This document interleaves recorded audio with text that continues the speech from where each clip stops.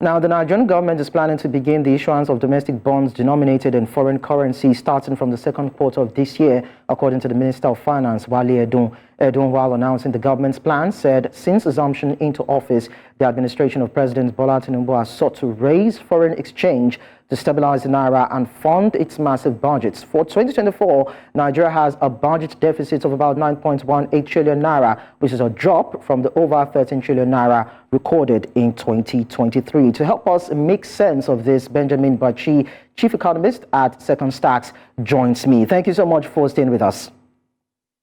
Thank you. So first, what do you make of Nigerian government's plan to issue domestic foreign currency denominated bonds? Yeah, I think there are two reasons in particular I think it's a good idea. And the first is that a huge part of what the government's trying to do right now is stabilizing the naira after devaluing a couple months ago. And what would help with that is the inflow of foreign currency. So any method they can use to try to bring in, to try to expand foreign currency inflows will help with stabilization of the naira. So that's a good idea on the first front.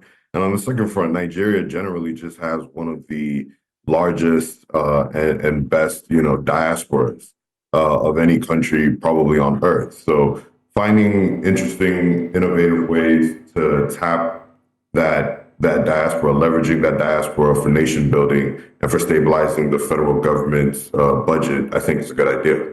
You said it's a good idea, but then you know that Nigeria has a budget deficit of about 9.18 trillion naira. So do you think that this issuance is a viable means of stabilizing the naira and plugging the budget deficit? Well, on its own, no. But, these are multiple problems, right? So raising money for the government to finance its operations this way is one prong of the solution, but it's certainly not the only solution. Now, we also understand that the minister mentioned a lack of faith in the currency. So what specific measures would you expect the government to take to first build trust and secondly encourage Nigerians to invest in these foreign currency bonds? Or does it mean that this issuance is meant for foreigners alone? Well, I think, the new administration's taking quite a few different measures to try to bolster the markets and bolster the currency and to just kind of right the ship more broadly speaking.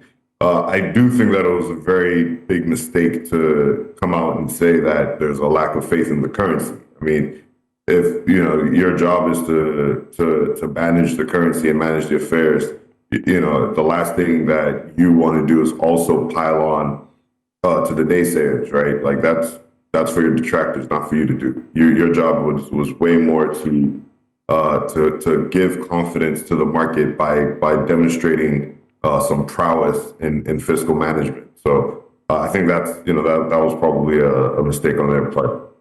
What was the second part of your question? I'm sorry.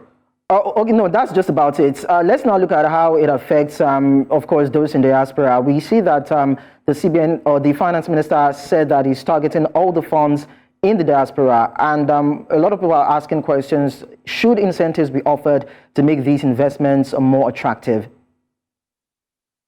Well, yeah, like I said, the Nigerian diaspora it can be a very, very potent and powerful force for building up Nigeria and raising money. So that's a strong move. But I don't see why you would provide any incentives other than a clearing interest rate that gets you the subscription that you need, right? Unless it's also going to lower the interest rate, the interest burden of the government, I don't see the need for any additional incentives.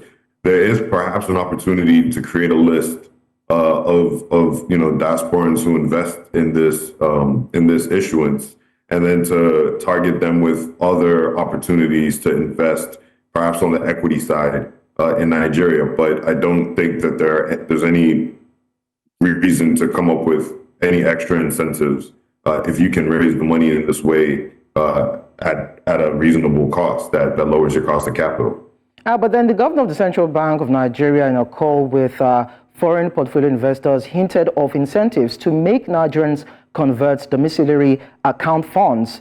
So don't you think that in a way could spur or encourage them? And what kind of incentives do you think that should be? Yeah, I mean, the short answer is I don't know what type of incentives specifically he's referring to. My sense is that if this issuance is done correctly, if the right pockets in the diaspora are targeted and they're brought in to this process, you can raise a good amount of debt for the government at a reasonable rate. And if you can do that, I don't see any reason to expand the cost of capital with any other incentives.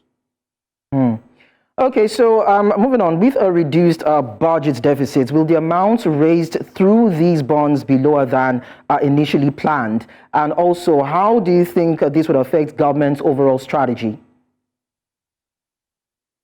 I can't say. If they can raise a good amount and lower their overall cost of capital, then I think they're going to raise what they can raise. They're going to set a target, and I don't think that's going to get lowered, particularly if it provides an opportunity for them to lower their cost of capital by refinancing some of the other debt that may be more expensive. So we'll just have to wait and see exactly how much comes in, how successful they are with this issuance. But then when you look at this issuance and the issue around debt burden and financing, do you think there's a way the Nigerian government can raise the needed money from these bonds to actually reduce the debt burden, sustain the payments, and have a bit of parity when it comes to the debt portfolio? I strongly believe they can. But again, statements from the government that suggest that they've joined in the loss of confidence in the naira doesn't help, right? Because floating a debt issuance, especially an international debt issuance in foreign currency, this very much is a matter of market sentiment, right? So you certainly don't want to come in on the side of dampening market sentiment toward the issuance you're now planning to provide. So I think that's an important piece of this. If they can speak to the market in a way that gives confidence, if they can also look at, on the fiscal policy side, ways that they can bolster confidence that the capital raise will go towards, stabilizing naira, stabilizing the economy, they can give perhaps more confidence, lower their cost of capital, and then that will hopefully lead to an oversubscription. But then what kind of fiscal policies would you advocate for in stabilizing the economy, most especially stabilizing the naira that has fluctuated for a couple of months now? I mean, this is the great question for the Nigerian economy. I think successive presidents of Nigeria have come in and have had to look at all kinds of possibilities on the fiscal spending side.